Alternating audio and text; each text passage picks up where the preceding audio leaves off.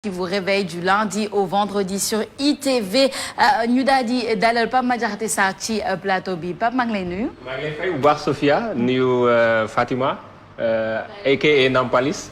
mais pourquoi aka Nampalis. aka Nampalis. aka Nampalis parce que dañ kaa war a leeral tam waaw sama joueur la waaye jarul aka bi. ñu tuddee ma Fatimata Bintou Rasoul nga may aka Nampalis. Fatimata Bintou Rasoul. fan number one bu. waaw c'est je rappelle que c'est mon joueur. Nous également téléspectateurs yi. ñu ngi lay fay bu baax Pape Madiakhaté Sarr justement on va parler d'actualité sportive mais un média dafa am actualité sportive. oui Hassana wax sànq mais on va garder ça pour la fin. d'accord tu vas nous expliquer affaire boobu nan la demee pour l'instant. oui. On va suivre notre programme Pape Madiakhaté Sarr ci actualité sportive de la semaine et justement on va commencer par du basketball. oui. Cette fois-ci, oui. La nomination de Raoul Toupane comme nouveau directeur technique national, l'expérience et la rigueur pour la relance d'une discipline aux abois. Xanaa loolu mooy devise am. Effectivement loolu mooy devise am et puis loolu mooy profil am parce que xam nañ ko basket bi bëri na ay remous yoo xam ne am nañ ci récemment bi ñu jugee ci afro basketu jigéen ñi ak déception bi ñu am nga xam ne ak lépp li ci xew ba tax après ki nga xam ne moo doon entraîneur bi di Moustapha Gaye en même temps directeur technique national démissionné de ces deux postes ak polémique yi ci amoon yëpp donc depuis lors nag ñu doon xaar fédération bi choisir directeur technique bu bees d'abord parce que directeur technique moom mën naa ne moom mooy cerveau li nga xam ne mooy fédération sur le plan technique nga xam ne moom mooy teg stratégie si lu jëm ci équipe nationale yi ci formation bi ci développement lépp lu nga xam ne moo jëm ci discipline bi donc il fallait prendre le temps de choisir un bon profil tabb nañu ko communiqué bi génn ñu choisir Raoul Toupane koo xam ne ci milieu basket bi xam nañ ko bu baax ndax depuis 2009 bu ñu defee bi moo xam ci équipe nationale góor ñi wala jigéen ñi il a été toujours dans le staff et c'est quelqu'un qui a eu une formation militaire d'ailleurs bi ñu laajee en tout cas ñi nga xam ne yëpp miin nañu ko démb rek am na kuñ ci jàllale dans l'édition à la radio dañu wax ne c'est quelqu'un de rigoureux c'est quelqu'un de rigoureux peut-être formation militaire bi nga xam ne am na ko moo ko waral et loolu dina baax trop suñu basket bi ndax suñu basket bi jamono ji dafa nekk ci ay jafe-jafe tenez-vous compte que bu ñu jëlee ci équipe nationale yi jigéen équipe nationale bu ñu jëlee Sénégal mooy la nation la plus titrée en basketball en Afrique bu dee ci jigéen ñi ñoo ëppale on a 11 titres en 23 participations mais suñu dernier titre bi c'était en 2015 bu dee li nga xam ne moom moo di ci jigéen ñi bu dee ci góor ñi am nañ 5 médailles d'or en 17 participations mais suñu dernière victoire c'était en 1997 pour équipe bi nga xam ne moo ëpp titre ci basketball en Afrique. Ça fait même mal d'y penser quoi 97. 97 ça fait très très longtemps ñi ciy juddoon. léegi ay jànk lañ buñ dee ay jigéen lañ waaw ñoom Fatima xam nga ay liir lañ woon exactement donc du coup il faut ñu relancer basket Sénégal et on dit que c'est un profil boo xam ne xam na basket et puis dans vraiment son idée c'est que mu gën a indiwaat basketball développé waat ko surtout petite catégorie parce que gis nañ exemple bi ci football bi boo bëggee développer discipline da ngay miser sur la jeunesse ñooñu bu ñu màggee mën a jox la ay résultats yi nga bëgg nga xam ne bëgg nga ko commencé na mais je pense que c'est vraiment l'idée de le ramener lui qui est un bon profil en tout cas ci li nga xam ne ñëpp wax nañ ko avec son expérience mais surtout sa rigueur. Ouais, man je pense que comme tu l'as dit le dernier championnat ñu ñëpp non seulement déception au niveau sportif parce qu'on est allé jusqu'à la finale on y croyait et finalement on l'a pas eu mais déception même humaine avec toute la polémique je me rappelle derrière Moustapha Gueye ak li xew yëpp ça nous a rappelé aussi de mauvais souvenirs etc.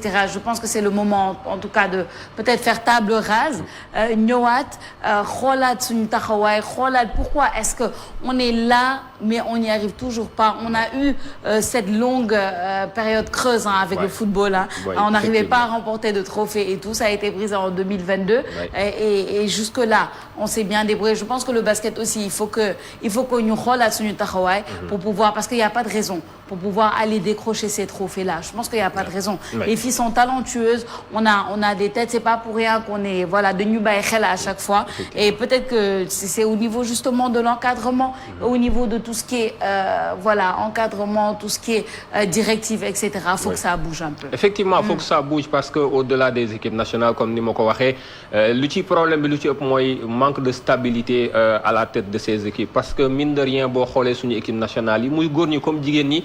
Ça fait très longtemps que am nañ ñu bu ñu gëjee am entraîneur en tout cas boo xam ne au moins bàyyi nañ ko fii ci ñaari compétition ñaari coupe d'Afrique je veux dire ñaari afro basket je veux dire muy góor ñi comme jigéen ñi les entraîneurs se sont succédés comme c'est pas possible et équipe bu bëggee gagner dafay stable peut-être on va dire que peut-être que j'aime beaucoup le football mais dans les autres disciplines mais le football moo gën a fraîche c'est une mémoire parce que Aliou Cissé ça fait 8 ans presque 8 ans qu'il est à la tête de l'équipe et c'est au bout de sa 7e année ou 7e année ci la jël Coupe d'Afrique pour Sénégal parce que justement bàyyi nañ ko mu liggéey di jug di daanu mais en basket c'est quasiment impossible boo jëlee notre championnat ça fait belle lurette que amuñu championnat bu régulier dañ naan telle date la ñuy tàmbali telle date la ñuy jeexal mais on ne le respecte jamais cette année moo ci yokku bon bien sûr même s'il y a eu des justificatifs valables les événements sociopolitiques mais loolu aussi problème la et la formation à la base également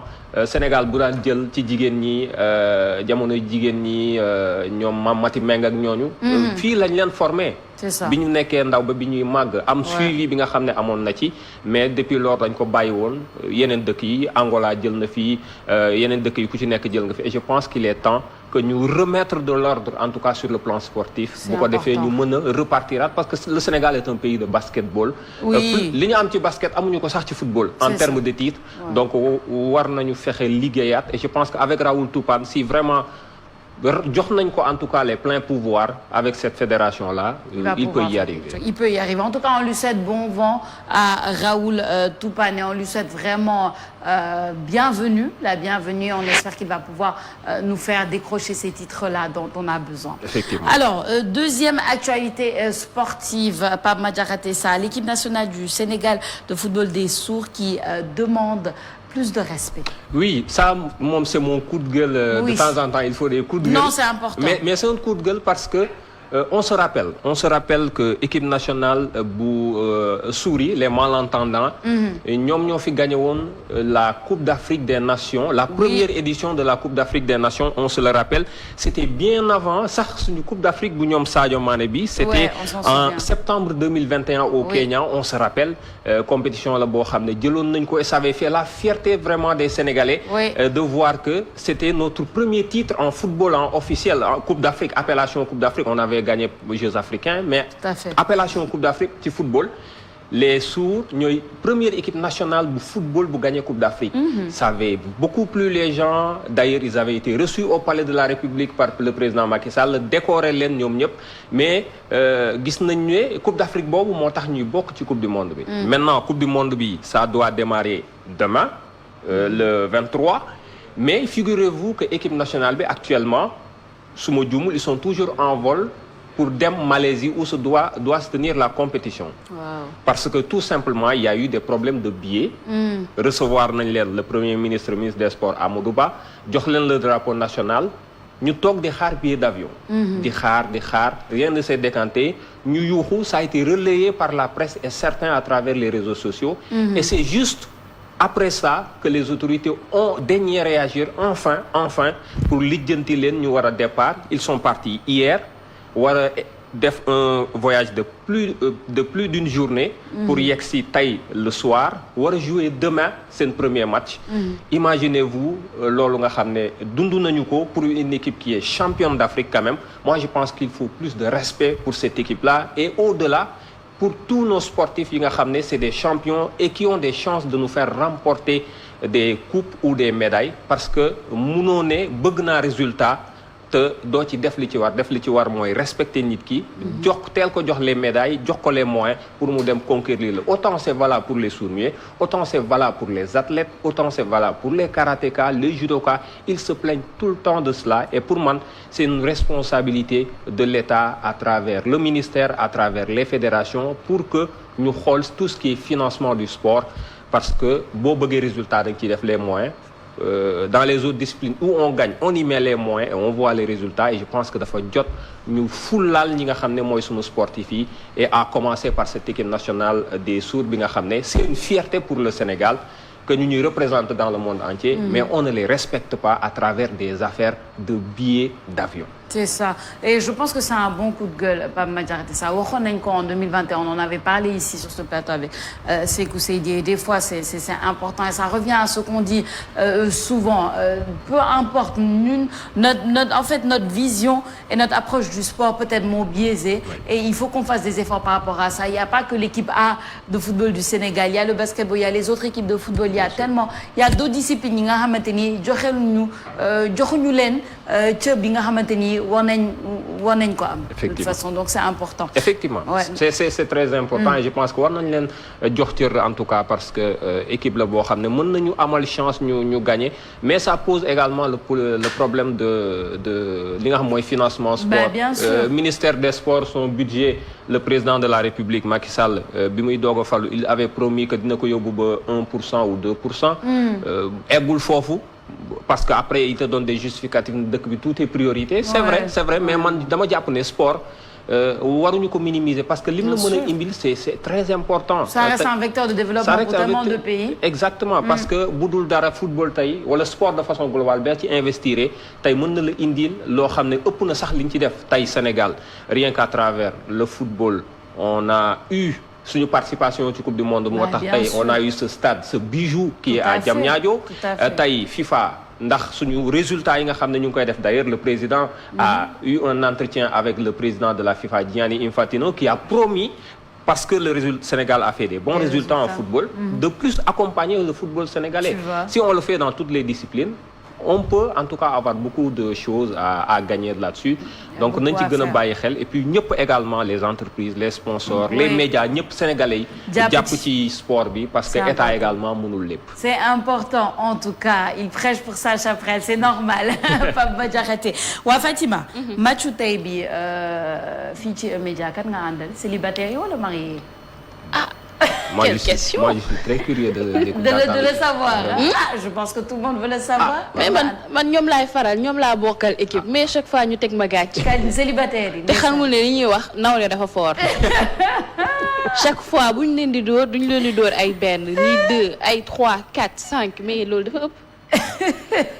xam nga ci marié yi dafa am ñoo xamante ni ñu ngi ci ñoom bañ nekkee célibataire ñoom ñoo yore woon équipe célibataire yi te xamoon waaw léegi nag donc ñun dañoo war a recruter waat ñu bees jëlaat ñoo xamante ni parce que ñoom dañuy recruter jëlaat ñoo xamante ni instant bi ñu ngi en condition en forme comme Pape Madiakhaté Sarr mi célibataire mais il s'entraîne pas Mohamed Kandji je suis sûr de ça Mohamed Kandji également Kandji da nga koy gis muy fooy bal Kandji da nga koy gis muy entraîner donc loolu problème également fii suñu célibataires yi kenn à part ñëw bureau ñibbi te di nelaw kenn entraîné wul bëgg nekk sur le terrain am résultat loolu c'est impossible. est-ce que mariés yaa ngi entraîné aussi tu penses que les mariés s'entraînent mais les mariés au fait man comprendre maanaam dinañ nekk sax di dem di génn di dugg ak a génn loolu sax ça va quoi mais ñun célibataires yi fi nekk Cheikh Diop xoolal Cheikh Diop léegi gis nga transition bi nu mu def te Cheikh Diop bu mu nekkee célibataire moom daw nañu indil dara c'est-à-dire Cheikh Diop bu nekkee terrain ñëpp a koy daw parce que xam nañu day gagné. Sékou Seydi quand il était célibataire. Sékou Seydi taxu kaa demee noonu aayul. Sékou Seydi aayul. doo si commenter. non saa yu dem xam nga ni bëriwul xamul lu bëri mënul lu bëri. en tout cas. ça c'est les attaques frontales. mais man daal équipe célibataire yi daal gisuma ku ci taxaw. Pape Madiakhaté Sarr il faut. non tey moom fipp opération fipp la tey. am condition indi nañu jënd naa ay dàll yu bees tàkk. tey moom tey marié yi duñu leen may dara tey. ndeysaan man nag j'ai voilà quoi j'ai de la sympathie aussi pour votre équipe. da nga upgrade. mais j'ai de la sympathie pour votre équipe nag vraiment. non il faut que ñu fipp parce que la logique voudrait que les célibataires battent les mariés. Non, logiquement. Mais vraiment bu dee mariés ñooy gagné nag ñun war nañoo xoolaat suñu bopp classe Assane Fall gi c'est ça ay Babacar Ndiaye di leen ree mu ngi nii di leen ree derrière sa caméra c'est pas normal du yoon non Assane moo war a gérer affaire yi mais non Assane il est prêt xanaa déggoo non day wax rek mais bon on verra Abdourahmane lii aussi Abdourahmane day joueur la non lii maintenant c'est il est devenu un poète quoi léegi. C'est l'art. léegi c'est d'accord ñu bàyyi ko avec l'art. ça c'est l'art oui. waaw kon baax na Papa Diakhaté ça di la gërëm di la sant bu baax. mais merci beaucoup juste un message d'encouragement à nos Lions du Sénégal de football cette fois-ci ñi nga xam ne tey dinañ jouer seen premier tour match aller premier tour préliminaire contre Mozambique Stade Lat Dior de Thiès. muy match boo xam ne daf ñuy may ñu mën a qualifier ci prochaine Coupe d'Afrique bii passé gis nañu participation bi am solo bi ñu def donc suñu équipe bi am na ay jàmbaar yu ci nekk yoo xam ne donc nañu leen encourager di inviter en tout cas tout le monde surtout population Thiès ñu génn dem Stade Lat Dior feesal ko pour suñu gaynde yi ñu mën a qualifier waat Coupe d'Afrique bu ko defee mu doon également une opportunité pour cette équipe là bi nga xam ne Mame Moussa Cissé moo leen di coacher il fait du bon travail. En tout cas bonne chance à nos Lions du Sénégal vraiment et on leur souhaite bon vent à elles aussi. Papa Diakhaté ça di la gërëm di la sant encore une fois et tu donnes rendez-vous téléspectateurs vendredi prochain. Vendredi prochain inchallah ci yeneen actualité sportive ci Tok Tok Sénégal. C'est ça Fatima merci beaucoup. merci Sophia di tàggatuwaat rek Juma Mubarak. C'est ça et puis à la semaine prochaine. À tout de suite chers téléspectateurs on continue.